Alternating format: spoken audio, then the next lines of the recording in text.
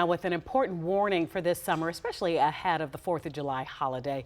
8 people are dead after falling victim to rip currents in just a 4-day span. All of these incidents happened in Florida, but they can happen at our local beaches as well. And officials say that a couple from Pennsylvania drowned off Florida's East Coast earlier this week. 6 people, including a 60-year-old woman, and 5 men ages 19 to 29 also died near Panama City Beach. Oh man, just devastating. Rip currents are powerful channels of water that can pull you away from shore.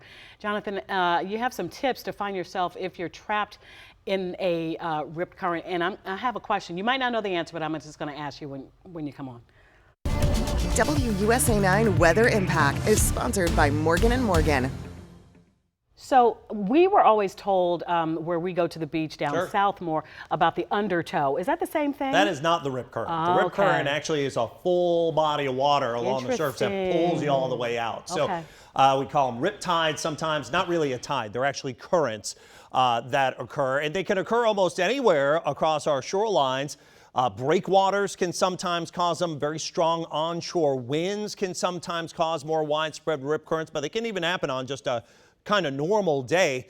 So what happens with a rip current is you have a current or a flow of water that goes opposite to the rest of the flow of water that's coming on shore. You see all the waves usually at the beach. That's where you don't have the rip currents. When you have a rip current, a lot of times you can't see much there. All it is maybe some calmer water or dark water. Sometimes, since that current is pulling outward from the beach, you can see maybe seaweed or sand kind of ballooned up and pulled away. So what you do if you encounter one of these rip currents is, first, do not fight the current. Even strong swimmers can have a really hard time and even drown trying to fight these very strong currents that pull you out to sea.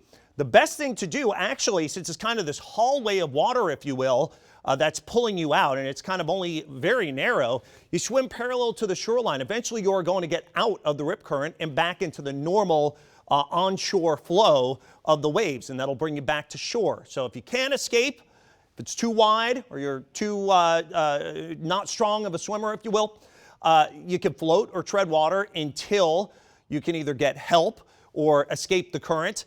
And if you need help, of course, you could call or you can wave for assistance on the shoreline. Lifeguards can help you out, or if there are no lifeguards, again, you can follow the rest of these tips or, again, call out to a family member or another swimmer.